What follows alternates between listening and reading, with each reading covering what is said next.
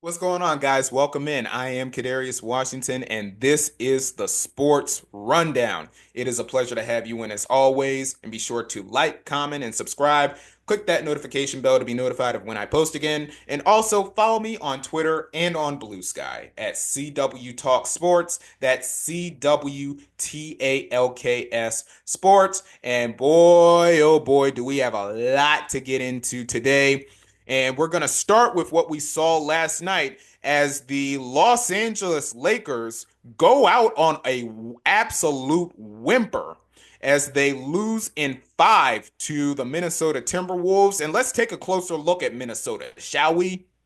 Now listen, Rudy Gobert having a monster game like he had, 27 points, 24 rebounds, and shooting 80% from the field was absolutely not on my bingo card. And according to this stat from StatMuse, the only players in NBA history with 25 and 20 and shooting 75% or better from the field in a playoff game, Shaq, Wilt Chamberlain, Moses Malone, Horace Grant, Wes Unseld. And I've been on Rudy Gobert too. I have been bashing him left and right for his play, but Rudy Gobert absolutely stepped up, and so did Julius Randle. 23 points, shooting 8 for 16 from the field. I mean, they were by far the best players on the court last night as far as the Timberwolves were concerned. And Anthony Edwards, even though he did have 15 points, he still shot 5 for 19 from the field and 0 for 11 from 3. Oh, by the way, the Timberwolves missed 43s in the game. As a team, they shot 7 for 47 from the field. That is an awful job there by the Minnesota Timberwolves, especially against a Laker team who, as far as their roster is concerned, they had a really bad size discrepancy. And along with that, they had no bench. Another typical scenario of the Los Angeles Lakers going into the playoffs not having a bench. And one thing that I've learned is that if you don't have a bench, you're not winning a championship. And that was exactly the case there for the Lakers. And JJ Redick did a very, very, very poor coaching job, not just in this game, but in the entire series. Because remember, JJ Redick did not play his bench in the second half of game one. And Jackson Hayes, who's literally their only big on the team, only played 4 minutes in game four and was a DNP last night. A DNP. And along with that, Luka Doncic was an absolute defensive no-show. I mean, Luka Doncic's defense has been terrible. And the thing is, we knew about it already, but the issue once again peeking its ugly head at the worst possible time. Dorian Finney-Smith fouling out of the game with 7 points, and McDaniel from Minnesota also fouled out too. But Finney-Smith only having 7 points, and really from what I saw, the best player for the Lakers, aside from the box score last night, was Rory Hachimura. Rory Hachimura was really, I think, probably the only one who really had it going. I mean, of course, you have LeBron doing what LeBron does, but Rory Hachimura was really the only one that had the thing going. And listen, this was the scenario for the Lakers where not having a big bit them in the rear end, and that's where the Mark Williams trade, that trade that fell through, that's where it hurt them. And Mark Williams, by the way, had a very interesting reaction to the loss on Twitter where he pretty much said this. This is what he said. But listen, the Lakers, I mean, making that trade, we thought, I thought anyway, I had higher expectations from maybe making it to the Western Conference final because that was pretty much their ceiling. But for them to go out, and especially the way they went out against the Timberwolves, I mean, that is an awful, awful job there by the Lakers and by JJ Redick. And not only that, and a bad job too by Rob Pelinka as far as the roster is concerned. Once again, thinking that a small ball lineup was gonna work and it didn't. So that was a bad job there. And also the Milwaukee Bucks. I mean, a classic Doc Rivers choke job. Now, this wasn't last night. This was the other night. But the Bucks with a classic Doc Rivers choke job, choking away a 7-point lead with 40 seconds left in the game and losing to the Pacers. Now, and along with that, you had the situation at the end of the game where Giannis Antetokounmpo got into a screaming match with Tyrese Halliburton's dad, who had absolutely no business being on the floor to begin with, and then that turns into a whole mess. Now, listen, folks. I mean, I would expect some sort of punishment, some sort of ban to come with Halliburton's dad. I mean, at the very least, what I consider to be a fair punishment for 1 year, no seats courtside, no courtside seats for a year. Sit in the family box, sit somewhere else, just not on the court.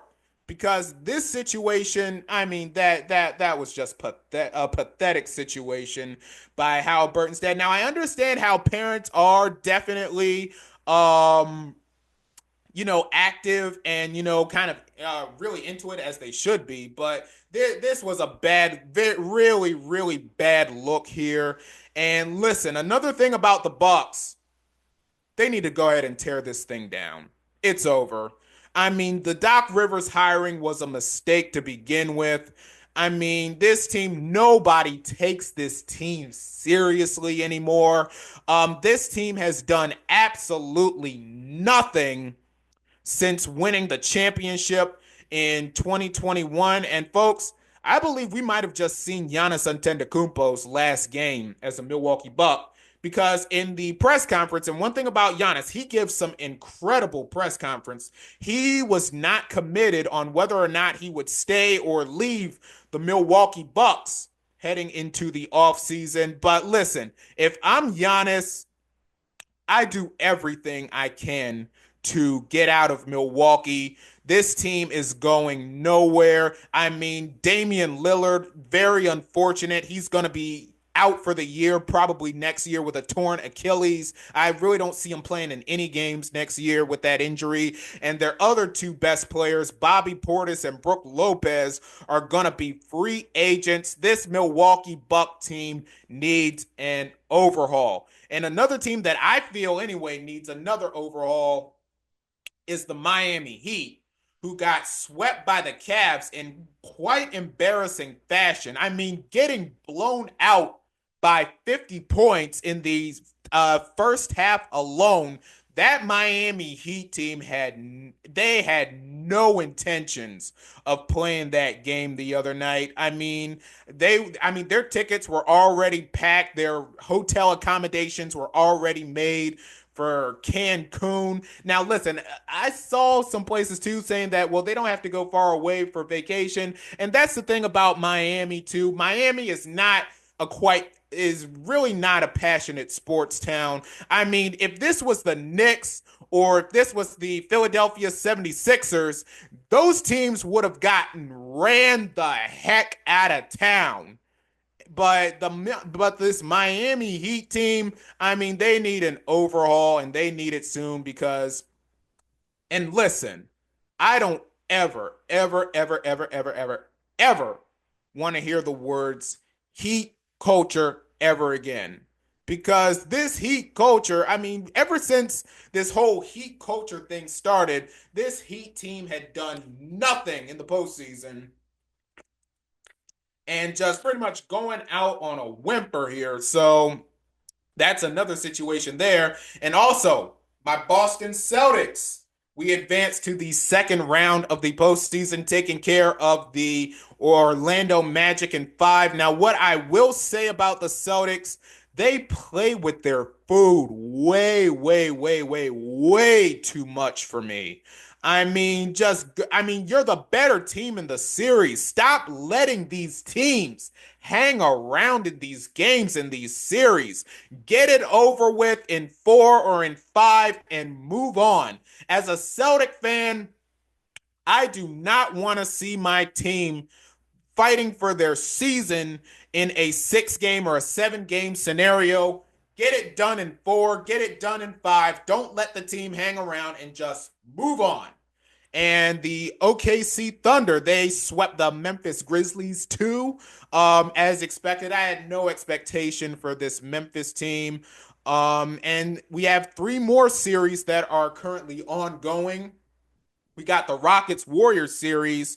Last night, the Warriors getting absolutely destroyed. Steve Kerr emptying his bench in game 3. Now, the Warriors did make it interesting late in the game, and that could really, and you could kind of credit Steve Kerr playing chess, pretty much taking his starters out and trying to bait the Rockets to take theirs out. And the Warriors ended up making things interesting late in the game. Now, listen, the Warriors were never going to win that game 5. I do think they're going to take care of business as far as game 6 is concerned.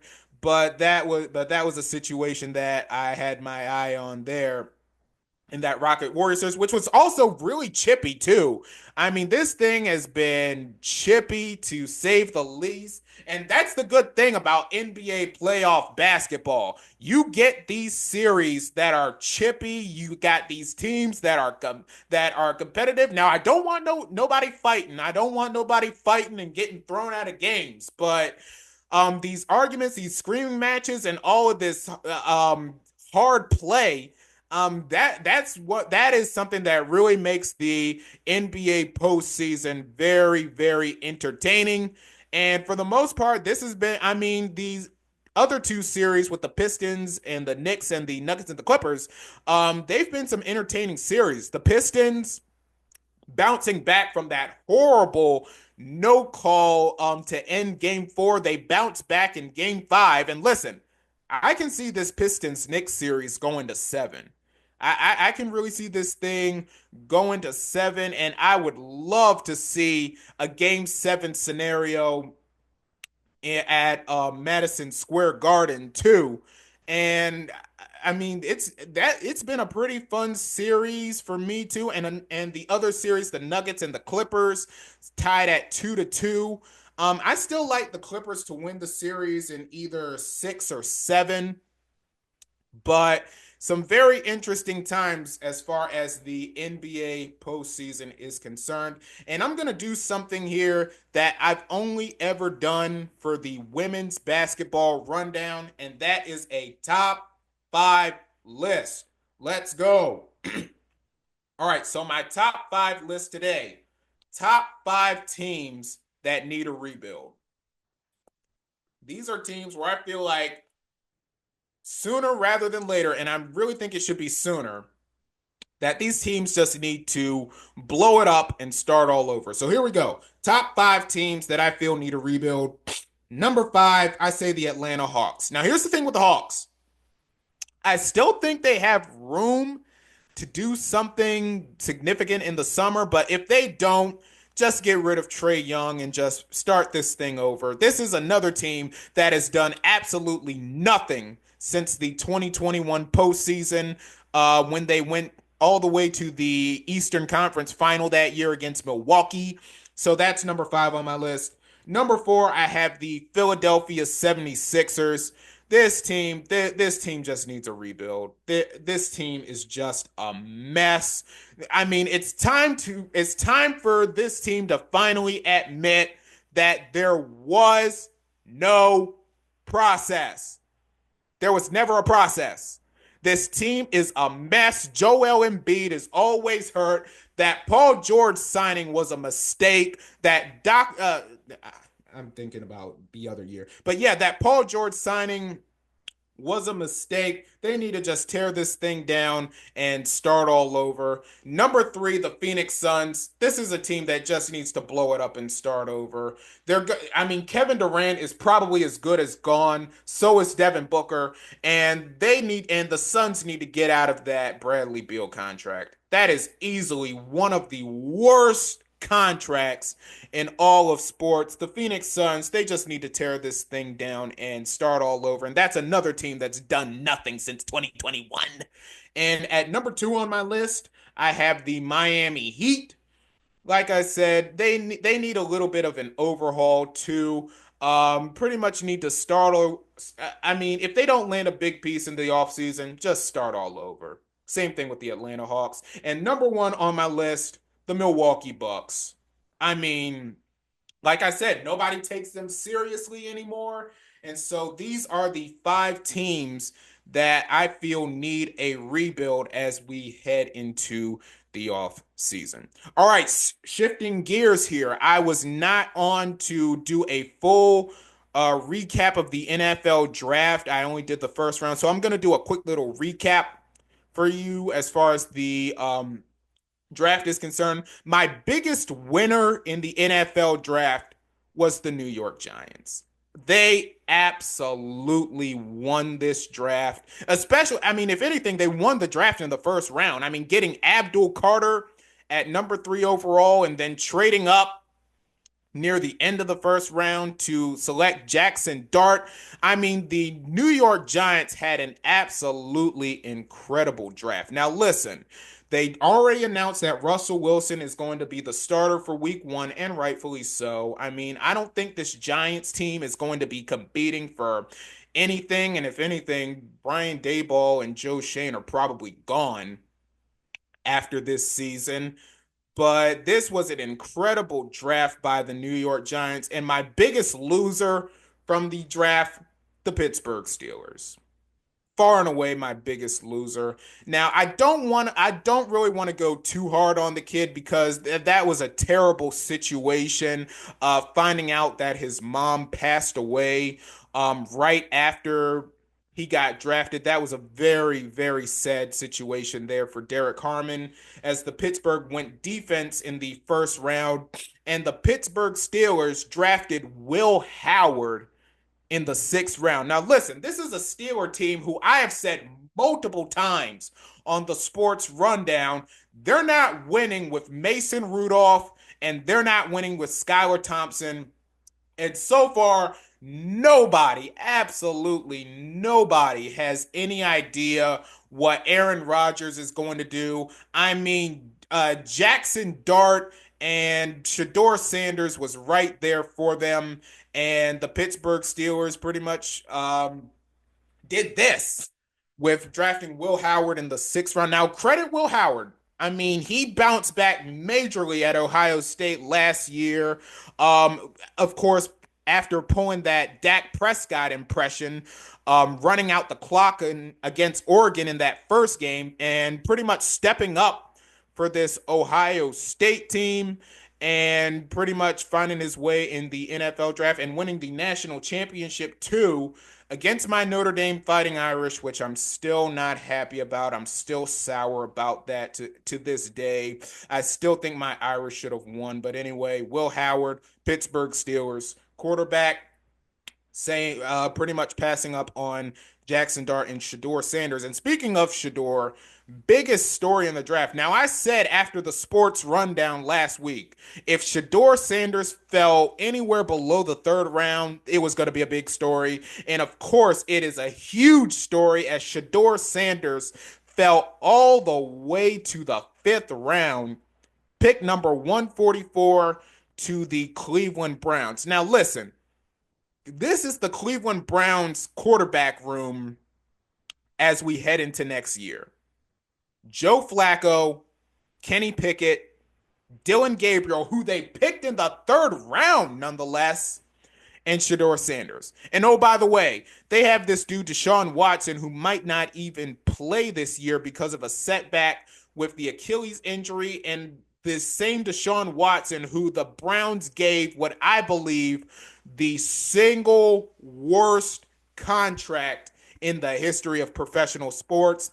But that's another conversation for another day. But listen, I do not believe any theories about the owners colluding for Shedeur Sanders. Now, listen, this was definitely a humbling experience for Shedeur and the Sanders and Dion, to say the least, because now Shedeur really has to put his head down and get to work, because this is obviously something that works out for the Browns owner. Because if you've taken him in the second round or in the third round, then you probably have to guarantee more to him than you would in the fifth round. And if Shedeur Sanders kind of flops in the preseason and in training camp, then you can pretty much get rid of him for nothing.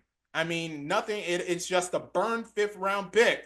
So that's the situation there with Shedeur. And listen, at Colorado, he was good, but he wasn't great.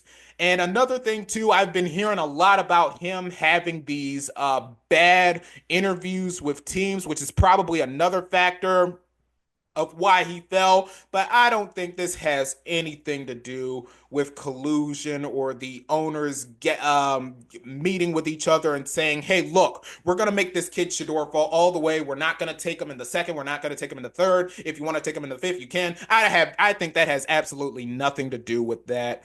And also another pathetic situation, Shedeur getting prank called by Jeff Ulbricht's son, Jax. And Ulbricht is the defensive coordinator for the Falcons.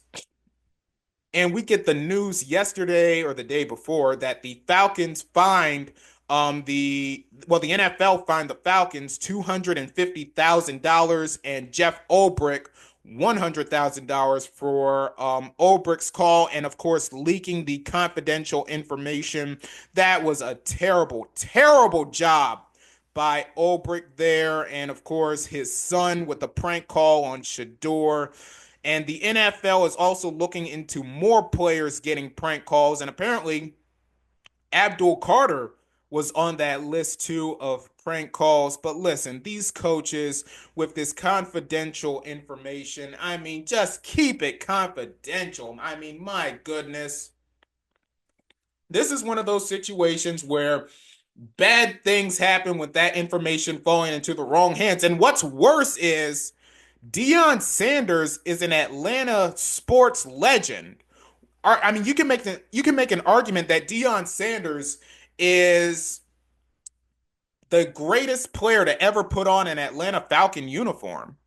I mean, how do you think he feels about his organization, where he is highly revered, doing something like this coming from his organization? That is a horrible look from the Atlanta Falcons as far as that situation is concerned. And speaking of horrible looks of coaches, how about Bill Belichick? Now, last week we came on here and we were talking about his girlfriend doing all this stuff, twin flame and all that stuff. This whole situation with Belichick's girlfriend is getting out of hand. Because we had the situation earlier this week on CBS Sunday Morning where Belichick was doing an interview on his new book, and Jordan Horston, I got the WNBA on the brain. Jordan Hudson, I believe her name is, pretty much deciding what they can and what they can't ask. I mean, my goodness. And Belichick, of course, trying to, yeah, Jordan Hudson's her name. Belichick trying to cover it up with a statement with the expectations of the interview, and CBS countered with that and told them what the interview was going to be about. And then we have the situation too where Hard Knocks for North Carolina got axed, and Jordan Hudson was one of the main contributors to that happening. I mean, this situation with Belichick's girlfriend is getting out of hand. I mean, Bill Belichick, the greatest coach in NFL history, one of the greatest coaches in the history of professional sports. And if he's not careful with this girl, it's going to mess around and it's going to soil his legacy a bit. It's kind of going to tarnish his legacy as one of the all-time greats. And I saw something from Damian Woody on Twitter talking about how Bill Belichick had the Patriots brainwashed as far as media was concerned, and now all of a sudden Bill Belichick can't even follow his own rules. I mean, that is a crazy situation with Belichick and the girlfriend. Now, listen, I don't think that 50-year age gap is ridiculous. A 67-year-old man has no business dating a 24-year old young lady. I mean, like I said, the girl wasn't even born yet when Belichick was hired by the New England Patriots in 2000. But that is a crazy situation with Belichick and the girlfriend. And yeah, that's ridiculous. That's just ridiculous. All right, folks, shifting gears too. One of my favorite events on the sports calendar is happening on Saturday, and that is the Kentucky Derby. Yes, the official start of the Thoroughbred Triple Crown racing season. And the list of horses that are going to be in this Kentucky Derby, you got Citizen Bull, you got Neocleos, I think that's how you pronounce his name. You got Final Gambit, you got Rodriguez, you've got American Promise, you've got Admire Daytona, Luxor Cafe, Journalism, Burnham Square, Grande, Flying Mohawk, East Avenue, Publisher, Tistastic, Render Judgment, Coal Battle, Sandman, Sovereignty, Chunk of Gold, Owen Almighty, and Beza. And of course, the big story coming out of Churchill Downs, Bob Baffert making his return after a 3-year ban after he was found juicing up horses with steroids. And he's got two horses in this race. He's got Rodriguez, who right now his odds are at 12 to 1, and Citizen Bull at 20 to 1, who just won the 2024 Breeders' Cup Juvenile. So I'm definitely going to have my eye on both Rodriguez and Citizen Bull. And last time I checked the odds, Journalism, who is trained by Michael McCarthy, enters this thing as the 3-1 favorite. And Journalism, and interesting about him, Journalism won his last 4 starts too, as far as the horse racing year is concerned. And Michael McCarthy won the 2018 Breeders' Cup Dirt Mile with City of Light, and he won the 2021 Preakness with Rombauer, if you remember that. So definitely going to keep my eye on Journalism, and the next best odds are Sovereignty at 5 to 1, Sandman at 6 to 1, and then Burnham Square also tied with Rodriguez at 12 to 1. And folks, we are in the month of May. The month of May is an absolutely incredible month on the sports calendar. We still have the NBA playoffs going on. We've got the Stanley Cup playoffs that I've really been into. I haven't really talked about it a whole lot. We had the Capitals taking care the Capitals eliminating the Habs last night, the Montreal Canadiens, and then we had another elimination. Who else got eliminated? My phone is taking forever. I can't stand this thing. It takes forever for these things to load up on here when I need them. Yeah, we had the Capitals winning their series. We had the Florida Panthers also winning their series against the Lightning. We've also got the Edmonton Oilers with a 3-2 series lead against the Kings, which has been a fun series, and the Vegas Golden Knights, who I root for, having a 3-2 series lead, and the Maple Leafs.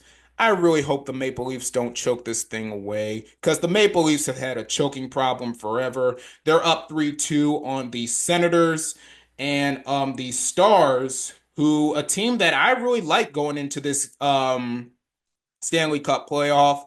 They are up 3-2 on the Avalanche. So, and of course, the Winnipeg Jets going up 3-2 against the St. Louis Blues. So I'm really definitely into the Stanley Cup playoffs as well. We got the Kentucky Derby happening on Saturday, like I mentioned. We got the WNBA season, regular season underway in a couple of weeks with the preseason beginning tomorrow. And I'll be covering more of the WNBA on my other program here on YouTube, the Women's Basketball Rundown. So go check that out if you haven't already. We've got the NFL schedule release coming up in a couple of weeks. We'll be on here to break that down. Of course, we have the baseball going on. We've got the PGA Championship coming up in a couple of weeks, the second golf major of the year. And we've got Roland Garros, the second tennis major of the year on the clay court, which I'm going to be very, very excited to see. A really good sports month, and I am going to be excited to watch all of that as we go forward. And of course, talking about it with you guys. And by the way, we just hit 20 subscribers on this thing. I like to really thank all of y'all for who have been watching, who have been liking, commenting, subscribing, because when I started this sports rundown thing and this women's basketball rundown thing in January, I really didn't think this thing would get 10 followers, but us getting 20 and of course the channel growing, I want to sincerely and surely thank all of y'all for that. There is no me without any of y'all, and I am definitely looking forward to everything that is going to happen on this channel, and of course sharing my love for sports with you guys. And I am just so happy and so grateful and so thankful for all of y'all, and hopefully very soon we'll be able to do this thing on a larger platform. Well, folks, that's going to do it for the sports rundown. Be sure to like, comment, and subscribe. Click that notification bell to be notified of when I post again. Follow me on Twitter and on Blue Sky at CW Talk Sports. That's CWTALKS Sports. And I will see y'all the next time. Peace.